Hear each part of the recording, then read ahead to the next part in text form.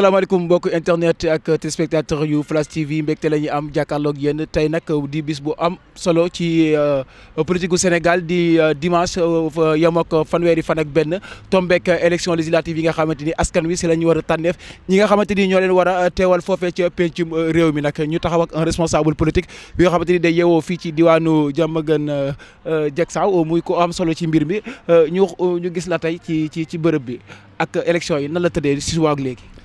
waaw comme ni ngeen ko gisee rek depuis ce matin à 8h déjà fii nga xamante ne moom mooy centre bu Mbaye Diouf gars yi commencé nañu voter à 8h et quelques certes amul woon affluence ci suba gi mais constaté nañ depuis après-midi bi à partir de 15h moo ngi commencé am rëcc kon loolu dafay wane ne rek nit ñi ñu ci bari surtout sunu mbokk jigéen ñi dañu nekk ci waañ wi nekk ci togg yeeg nekk ci yu ni mel mais depuis un certain temps nit ñee ngi ñëw mais li ñu gën a constaté également surtout ñun sànq bi ñuy voté ci bureau 4 bu centre bu Mbaye Diouf bi mooy que ne ñi bëri ñi nga xamante voté nañu ñoo ngi votel Benno Bokk Yaakaar lu tax parce que xool nañu poubelle bi nga xamante ne moom moo nekk fi ñu doon voté waaye dañ fa gis yeneen bulletins yi kase la ñu fa gis daanaka pour nga gis fa bulletin wu Benno Bokk Yaakaar ci mbalit bi daanaka pour nga gis ko c'est tout un problème donc day wane ne askan wi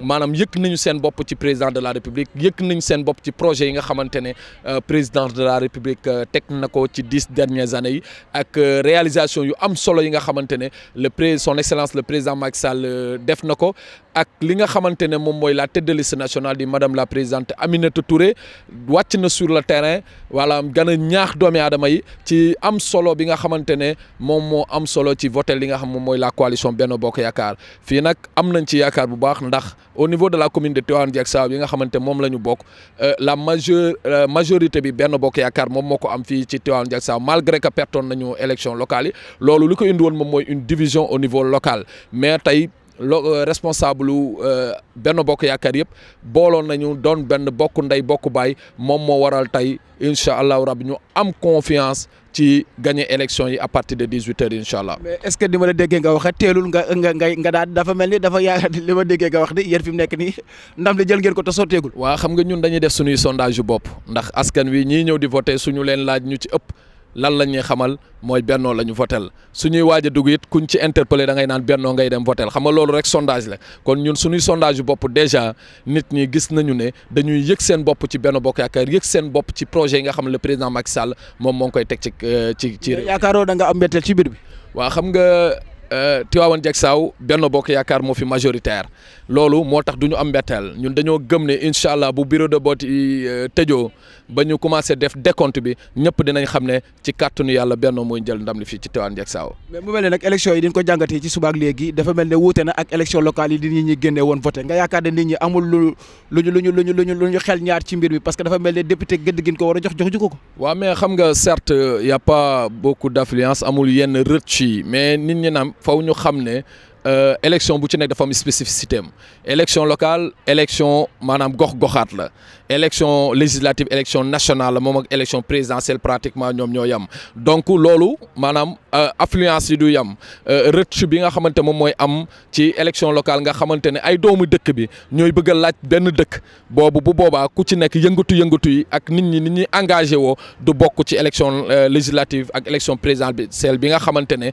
ay élection nationale la loolu tamit daf koy wane par rapport ak affluence bi ak engagement wu nit ñi vis-à-vis du choix des différentes listes yi nga xamante ne ñoom ñooy concourir. merci beaucoup jërëjëf. ba tey mbokk yi ñu ngi leen di toppal li nga xamante ni mooy élection législative yi ak tendance yi fi mu toll ñu ngi waat fii nag ci beneen centre muy centre Aly Ngouille Gaye Tivaouane Diacksao ñu fekk fi tamit keneen koo xamante ni ñëpp ràññee nañ ko ci wàllum politique muy l'honorable Dieye Mbacké Seck l'honorable maa ngi lay nuyu. lay fay bu baax a baax baat bee xaw a dee rek du sonn. naka coono bi. waaw sonn rek mais nag coono ba neex la nar a doon. est-ce que loolu am nga ci yaakaar fi mu nekk nii est-ce que xel dal na. xel dal na am nañ ci yaakaar parce que liggéey nañ ko ci terrain bi te gis nañ population Tivaouane Diacksao président Macky Sall lañ bëgg ndax lim fi def. ma gis ne mbooloo mi daf fi bëri lool kon xel war naa dal. waaw xel war naa dal macha allah li ma la waxoon rek mbooloo mi jigéen ñaa ngi nii groupement yaa ngi génn parce que dañ doon xaar ñu añ ba pare togg añ yi ba pare ñu ñëw fii daal ñoo ko moom li ma la waxoon rek. mais dama gis ne si élection législative yi nit ñi dañoo yéex a génn lu ko waral. waaw mais élection locale ak élection législative xam nga duñu benn mais nit ñi jigéen ñi ñu bari dañ doon togg seen añ mais boo xoolee sànq ba léegi gis nga jigéen ñaa ngi ñëw parce que nag fuñ caa togg añ yi ba pare ñëw jox Benno Bokk Yaakaar carte gi balaa 17h mu jaar fam doon jaar ndax commune bi nag dañ koo moom Tivaouane Diacksao Benno Bokk Yaakaar moo ko moom Tivaouane Diacksao président Macky Sall moo ko moom. yow daal man li ma déggee di ngay waxee dafa mel ni daal yéen moom ndam li téye ngeen ko seen loxo ba pare. parce que ku liggéey da ngay fayeku te dañoo liggéey fii bi ñu commencé ba léegi ñoog moom te mosuñu koo perte te ku xool toogaay bi xam ne la woon wonni na toogaay 2012 da fi nekk ñëpp président Macky Sall Fat Bintou bëggul man bëgguma Papis bëggul Malick Dieng bëggul kenn bëggul président Macky Sall moo bëgg te dañ koy wan engagement ñun ñëpp derrière président Macky Sall mooy li am tey fii dañ koy gañeel jox ko ndam ne incha allah. madame le maire. mu mel ni comme ni ko sa honorable Dieng Mbacké Seck waxee fi mu nekk nii booloo ànd wuti ndam ni daal fi mu nekk xel dal na. dama ne la woon moo jeex ñun ñoo nangatul benn yoon njabootu président Macky Sall ñu di ñu diviser pour régner luy loolu kii li mu fi def xoolal heure bi ñu dina fekk ñu taxu lii lu mu doon lii du bassin ñeneen ñaari moromam ña nga ca kanam ku ñu teqaleeg lii rek inondation ñun amatuñu safay waxantuma ak éclairage public ay réalisation ñene ci biir dëkk bi te yéen ñëpp gis ngeen te li ne fan kenn du ko jeex dama ne la woon 2012 moo ñëwaat ñun duñ ñoo tasoon loolu la yàlla jëlaat pusoog wañ ñawalaat ñu ko ba mu baax Fat Bintou ngi nii jiyee ngi nii mu leer na la kon victoire baa ngi nii. mu mel ni yéen ñaar daal seen ànd bi fi mu nekk nii dara mënu koo xaajal. mais lii moo amoon ñun ñii la ñu juddoo woon soppee Serigne Babacar lu ñu defoon ci la ñu président gisee ba ñëw ñu ne ko bisimilah Serigne Babacar nag xam nga xajul ci kenn te njaboot tamit ku ko laal bu yàggee yaa cay des moo tax fii leer na nañ de gis nga ay jigéen ñi neen ak suñuy njaboot. kon daal guddi ensemble. yee ñooy puus ba mu jeex bu jeexee nag ba mu mat ñu doog a toog waxaat ci wax ju bees. waaw dafa mel ne sees bi yéen a ciy toog de. waaw loolu jeex la yow wax naa la ko waxaat naa la ko parce que ñun fañ jëm dañ koo ñeme. commune bii dañ koo maîtriser moom fi def fi liñ fi def président Macky Sall nag lim fi def kuy lambatu sax da nga ko gis te nag fii lim fi bëgg mënuñu koo am taan ñoog président Macky Sall ndax nag nguur da ngay ànd ak moom am li nga bëgg fii ñiy wax ak ñi toog ci mairie beeg yëpp mënuñu dara sans président Macky Sall te nit population Tivaouane Diacksao nag xam nañ ko xam nañ ni seen carte bi ñu ko joxul Benno Bokk Yaakaar dañuy yàq seen carte. mu mel ni mobilisation bi ci jigéen ñi moom réussir ngeen ko parce que boo xoolee centre bi jigéen ñi ñoo fi ëpp doole. macha allah mooy li ma la waxoon rek électoral bii électoral yu jigéen ñi la jigéen ñi nag dañoo delloo la woon fa woon parce que président Macky Sall du leen gën a gore li ma wax région de Dakar yëpp président Macky Sall ay jigéen la fi jiital kon bu ñu goree mooy la ma la doon wax barki démb firnde baa ngi nii jigéen ñi ñëpp takk nañ seen sa ci suba ba léegi jigéen ñaa ngi fi fees dell macha allah te it ku fi falu nag jigéen ñi ngay moo lay fa ndax xale yi ñuy wax xale yi kenn xaaj bi kenn amu ci électeur ku yaakaar ci xale yi ba jiitu ñetti xale topp la ndax nga sa bopp ñun suñu électoral famille la macha allah am na koy sànni xeer de. waaw am na ku may sànni xeer ndax fii lu ne dafay am. fii lu ne dafay am. dajale say ñetti moom ndam ñi da koo jox bopp de Sonko. ah man wax ko bu ma tuddal bu ma delloo ginnaaw man nag bu ma delloo ginnaaw ndaw ñoo xamante ni kenn amu ci électeur yow xam nga ne ndaw ñi fii de élection yi ci suba ba léegi gis nga fi ndaw yaa ngi ci école yi jigéen ñi comme li ma leen waxoon rek ak paa yi président Macky Sall dafa am lu jafe parce que nag ndey ak baay moo ñoo jur xale yi te bu amee paa yi am maire lu fi des dara. Allah ñaa la ko yow. dara desatu fi xale yi moom ñu ci bari kenn mënu leen a maîtriser amuñu sax kàddu xamuñu sax liñ bëgg xale moom fu mu jaar def yoofu xale mooy lii man de mag ñi topp ma moo gën xale yi topp ma. am ngi noonu am na solo kon nag yéen a ko déggandoo kàddu yaa ngi doon muy tendance bi nga xamante ni xew na fii ci centre Aline Gaye honorable Dieng Mbacké Seck ak madame le maire Fat Bintou wax nañ kàddu yu am solo kon nag dina leen ko toppal demaat ci beneen centre bokk yi suivre leen ñu lépp ci France TV lay xew du leen bàyyil dara dina leen indil tendance yi nga xamante ni xew na ci élection législative yi acca ñu daal di dem ñu taxawoon nag koo xamante ni moom tamit day yëngatu ci wàllu politique nekk ci coalition Wallu madame Siré Ba ñu ñëw fii tey ci centre Aline Gaye gis tendance élection yi ni mu demee ban jàngat nga ci def.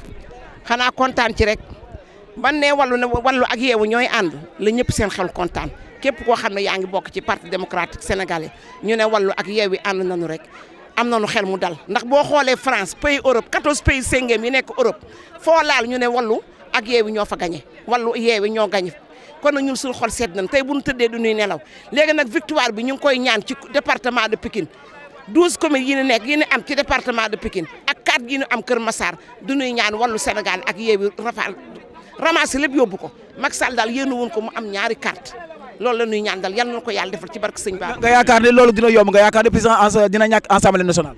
waaw bu ne la xam nga tax dina yomb parce que nit ñi dunoo sonn nit ñi dunoo xiif nit ñi dunoo mar seen doom yi liggéeyuñu kilo ceeb 500 suukar kilo 750 ak leneen yaakaar na war naa mën a yomb képp koo xam ne daal loolu soxal na la di nga mën a xam sa carte koo koy jox.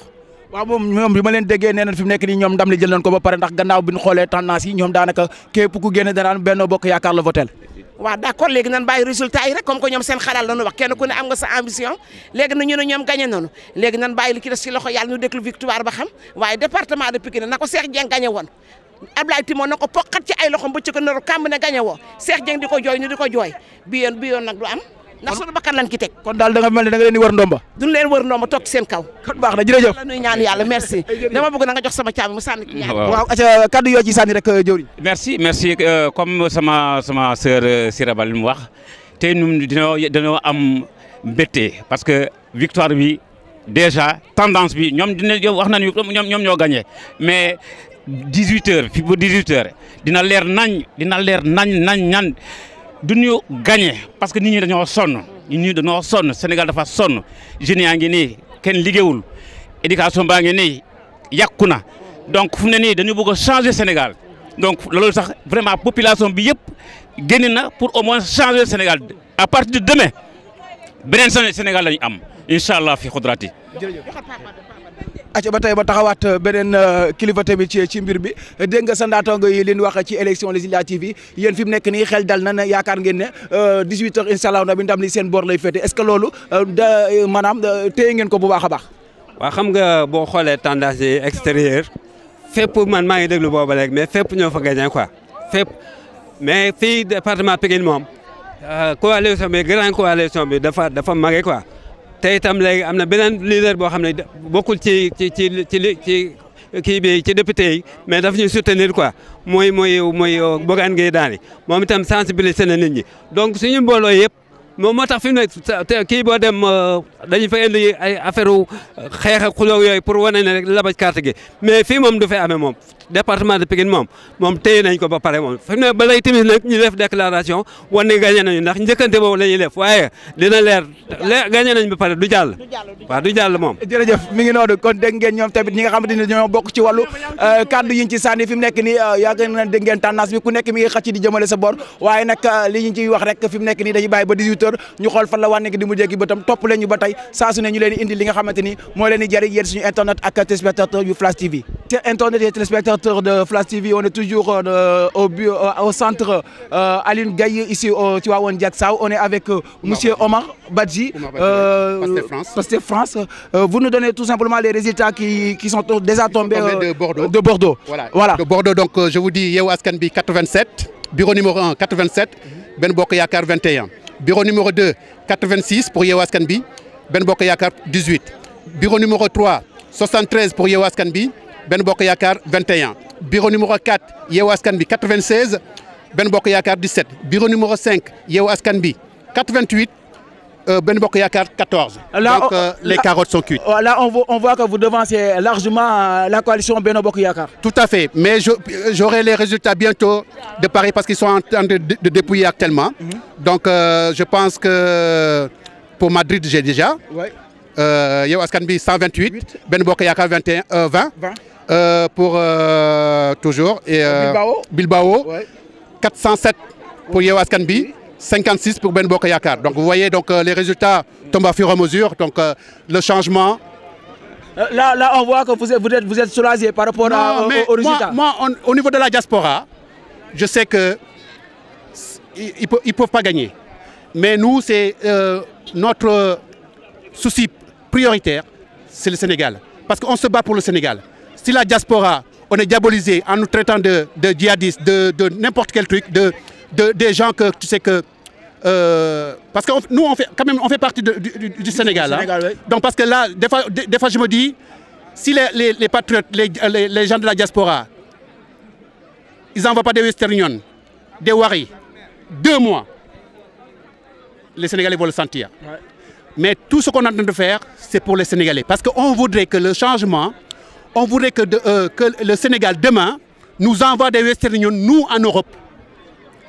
On ne veut plus que l'Europe envoie des Western Union au Sénégal, mais on veut que les Sénégalais envoient des Western Union et des mandats aux gens qui sont la diaspora. Donc c'est ça nos souhaits. C'est pour ça qu'on se bat pour que le Sénégal change. Pour que, parce que là, je suis rentré quand on dit le Sénégal va bien, mais je me dis il y a un problème. Parce que je pense que le Sénégal va bien, s'arrête sur la route nationale. Mais si on descend, on rentre dans les profondeurs, franchement, ici, vous savez, j'ai oublié le quartier.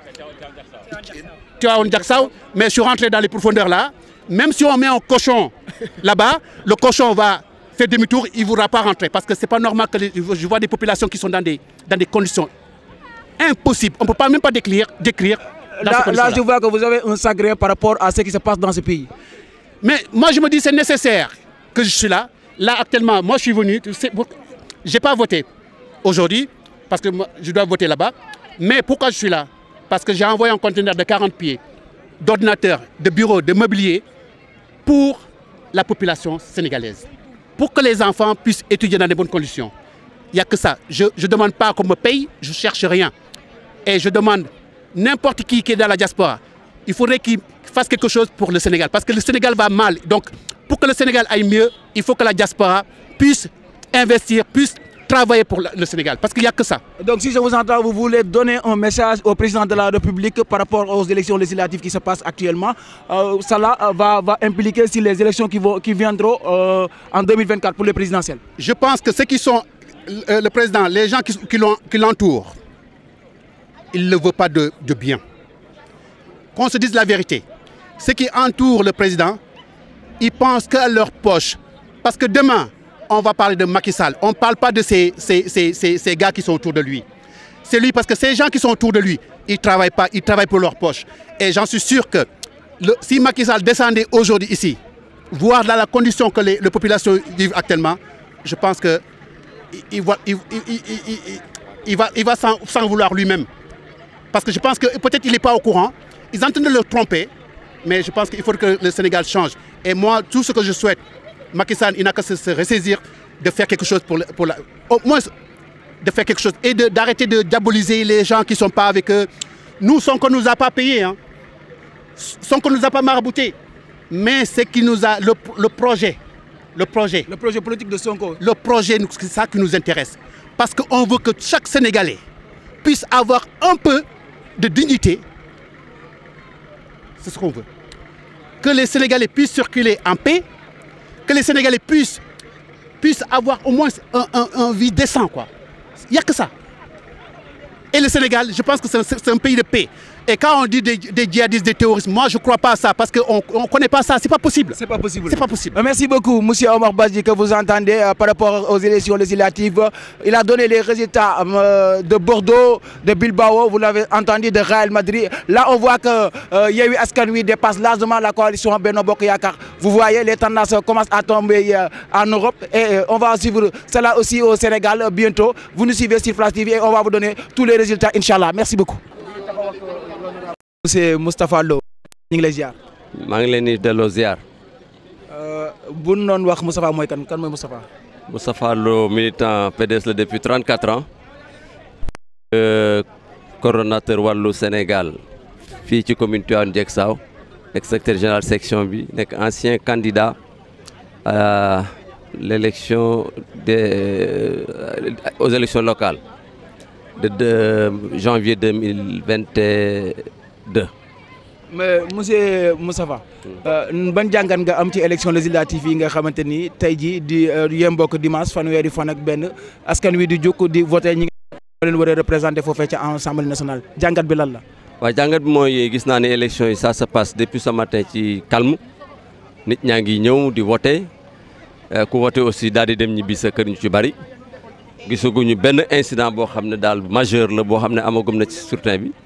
xanaa gis ne nit ñi au contraire li ñu yaakaaroon sax amul ci ngoon gi nit ñaa ngi ñëw di voter bu baax depuis 14 heures donc yaakaar nañu on peut avoir un taux acceptable à 18 heures donc le vote daal mi ngi am ci jàmm nit ñaa ngi saafonte ku ne di def sa devoir citoyen loolu daal laa gisagum.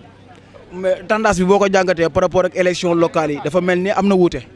waaw xam nga élection législative souvent nii lay mel Sénégal moom en général élection présidentielle ak locale mooy ëpp engouement parce que élection législative da nga dugg ci commune boo xam ne par exemple du am candidat alors que bu dee élection locale dana bëri ay candidats dana campagne bi dana gën a intense ndax campagne de proximité lay doon lu ci ëpp mais jàpp ma ne en général am na incident majeur daal bu ci am généralement élection législative nit ñi dañuy le taux est un peu faible un peu plus faible par rapport ak yeneen élections yi am mais li ma gis nii tendance bi mën na correct parce que aussi da ngay xam ne bulletin de da ngay xam ne élection dafa xaw a gaaw benn vote rek la da ngay ñëw et puis y a 8 listes donc loolu mooy tax souvent lu bari bàyyiwuñ ci xel mais le vote est plus rapide que yi nga xam ne ñoo fi daan am d'habitude. kon mu mel ne li nga xamante ni président indi woon na ko muy wàllum parrainage bi tamit kon yaa fa mel ne njàngat bi mooy baax na ci élection yi nekk nii parce que liste yi su bëree tamit day tardel vote bi. non kenn bañul parrainage mais ni ko Macky Sall defee moom kenn bëggu parce que mënuloo par exemple un candidat qui a plus de 200 000 voix ci élection locale ñëw nga ne ko amoo 34 000 parrains amul sens le système de parrainage du Sénégal est unique dans le monde et c'est pas un bon système par contre kenn contrôle parrainage am mais système bi ni mu amee au Sénégal c'est un filtre boo xam ne Macky Sall chaque fois da koy utiliser pour éliminer adversaires yi nga xam ne ñoom la bëgg a éliminer mais kenn bañul parrainage mais en tout cas tel que appliqué au Sénégal ça n'a aucun sens. waaw sama yaay booy mu mel ni dégg nga kàddu yi mu wax ci wàllum parrainage bi mu ne dafa mel ni Macky Sall dafa am ñu muy segg ci parrainage bi nga xamante ni indi na ko ci Sénégal ndax loolee yemb na. yembul du mën a yemb parce que looy segg da nga am loo nëxal ci suuf moo tax ngay senn comme que nag ñun nëxalun dara te ñun suñu yëpp dafa leer bi ni suñu président Ablaye Wade ñëwee ci dëkk bi la ñun ñëpp la suñu xol sedd tey boo gisee bi mu ñëwee tey ci bureau de vote di wote sa àddina bay tukki da ngay gis ñoo xam ne dañuy jooy ñenn ñi di raam pour teg ko loxo kon nag ñun am nañu yaakaar ndax Ablaye Wade defu fi lu ñaaw wax fi lu ñaaw Macky Sall dafa war a xam ne Ablaye Wade mooy directeur moom élève la lépp lu mu am tey ba naan Macky Sall Ablaye Wade la toroxal na ko toroxal doomam mais nag dañu bàyyi lépp ci loxo yàlla. mu mel ne président Abdoulaye Wade ñëw bi mu ñëw ci élection yi am na lu mu impacté. waaw leer na parce que boo demee Europe 14 pays Schengen bi lépp ñun dunoo dóor ba toog seen kaw loolu kay wane na loolu wane na lépp li ci des nag nan bàyyi yàlla ak yonent bi ak sëñ Touba ak sëñ Babacar dina leeral lépp. kon daal mu mel ne fii moo des ci réew mi. ah fii moo des de te dunoo bëgg nag ca kaw ca kanam li ñuy wut yàlla nañu ko yàlla defal. amiin kon daal mu mel ne bu fee moqee fii mokk daa mel ne assemblée yéen a koy jël. ñoo koy jël nag di gala yaabee. bravo di cakas jigéen ju mën góor. sant yàlla bravo Siré Ba macha allah jigéen ju mën góor. moom ci boppam moom Moustapha dafa baax rek di wax. moom moo nekkoon suñu tête de liste majoritaire ci local yi. yàlla def nu ñëwaat encore législatif mu topp ci maire Moussa Fall di liggéey bu excellent Yaya Sané mii nag proportionnel moo nekkoon tête de liste ma topp ci ginnaawam yàlla def na yàlla may nu nekk conseil municipal maa ngi leen di sant di leen gërëm di leen ñaanal yàlla seen métier bi yàlla na ngeen dem ba wut ay élèves di leen élever yàlla mën na ko yàlla def bu ngoonee nag bu résultat yi génne ba mu nooy na ngeen di wane télé xaaral ma jox sama nijaay mu sànni non li ñu ci doon sànni lépp ñëpp sànni nañ ko li ñuy ñaan ci yàlla comme sama jigéen bi ni mu ko waxee rek daal baatu nañ leen li ñuy ñaan ci yàlla toog ci seen kaw dënn di ko riipe loolu la ñuy ñaan yàlla ngeen baal ñu